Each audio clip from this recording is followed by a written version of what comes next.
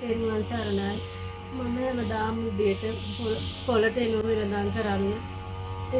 ඒ ඇවිල්ලා මං කඩේට ගිහින් තේ බීලා ආවා. මගේ පෝස් එක නෑ මම බැලුවා. මගේ හැඳුම් පොත්, මගේ බැංකු පොත්, මගේ වටිනා කියන පොත් ඔක්කොම මගේ පෝස් එකේ තිබුණේ. මම ලෙඩේ. මට ලබා දෙන්න මගේ හැඳුම් පොත, මගේ වටිනා කියන DVD ටික පොත්, බැංකු පොත මට දෙන්න. මට සල්ලි නැති වුණත් කමන්නේ. මම හරි ආසරණයි. මම ලෙඩේ දෙද්දි ඉන්නේ. අම්මගේ පර්ස් එක කොහෙද නැති වුණේ අම්මා? පොළ ඇතුලේ.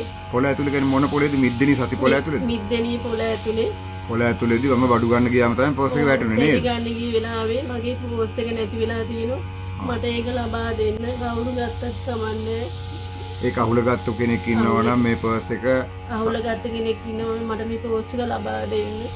මං හරි අසරණින් මං ලෙඩේ. මං ගැන හිතලා අනුකම්පාව වෙනවනම් මගේ හැඳුම් පොතයි මගේ ක්ලියවිලි කිල් බැංකු පොත් ටික මට ලබා දෙන්න. මිද්දෙනි සති පොළේ තමයි නැති වුණේ නේද? අද නැති වුණේ නේ? අද නැති වුණේ. අපි මේ දුරකථන අංකය අපි මේ දාමු. ඒ දුරකථන අංකයට අහුලගත්තොත් කියන්න කියමු නේද? එහෙම නැත්නම් මිද්දෙනි සමාජය පදනම මේ මහත්තයාට බාර දෙන්න කියලා අපි මතක් කරමු නේද? අපි සමාජයේ මිද්දෙනි ගොඩක් හොඳ අය ඉන්නේ. අපිට මේ පදනමට කිව්වහම පදනමෙන් එහෙම හොයලා ගොඩාක් දේපල අපි හොයලා දෙනවා. මට ඇවිද ගන්නව බෑ මම මේ ඇවිද ගන්නව කරුවේ.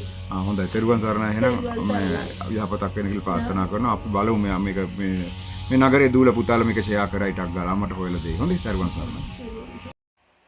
තෙරුවන් සරණයි.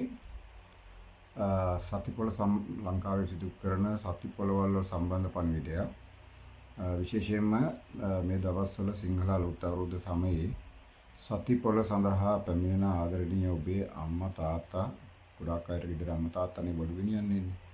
අම්මා තාත්තා මේ හැම කෙනෙකුටම පුංචි දැනුවත් කිරීමක් කරන්න මේකට හේතුව තමයි සතිපොළකට යනවා නම් නගරයකට එනවා නම් ලංකාවේ කොහේ හරි කමන්නේ මේ අවුරුදු සමයේ මාර්තු අප්‍රේල් මේ ඔය කියන කාල තුනදී පොළකට එනවා නම් ඔබ ගොඩාක් සැලකිල්ලක් දක්වන්න. දැන් මද්ද්‍රව්‍යට ඇබ්බැහිවිච්ච කෙලින්ම යුවතිපති යුවලවල්ම ඉන්නවා. ඉතින් හරි මේ බිරිඳත් එක්ක වාඩිලා දරුවා අතේ තියාගෙන තමයි යන්නේ මද්ද්‍රව්‍ය අරගෙන. ඒක නිසා මේ අයට මේ ලැජ්ජාවක් බයක් කියන දෙයක් නැහැ.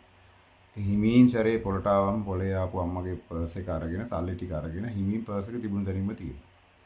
ඒ වගේ දෙක තුනක් දැන් වාර්තා වෙලා තියෙනවා.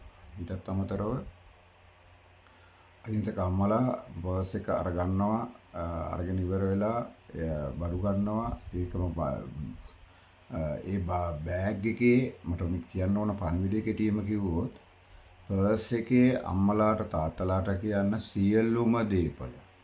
මේ පර්ස් එකේ හැඳුම්පත, ඊට අමතරව ගෙදර තියෙන බණ්ඩුකොට්ටු, බැංකු කාඩ්පත්, ඊට අමතරව ඒ වගේ රහස්‍ය අංක මේ ඔක්කොම එකට තමයි තියෙන්නේ.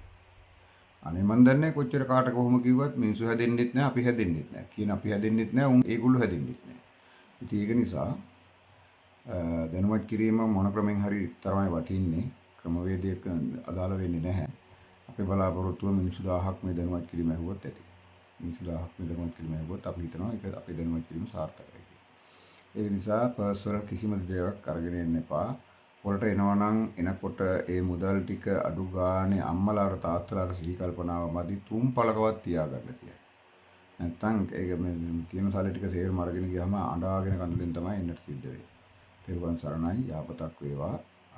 ඔබගේ දේපල පරිස්සම් කරගන්න සතිපොළට එනකොට කල්පනාවෙන් කටයුතු කරන්නට කියලා මතක් කරනවා හැම කෙනෙකුටම. යහපතක් වේවා.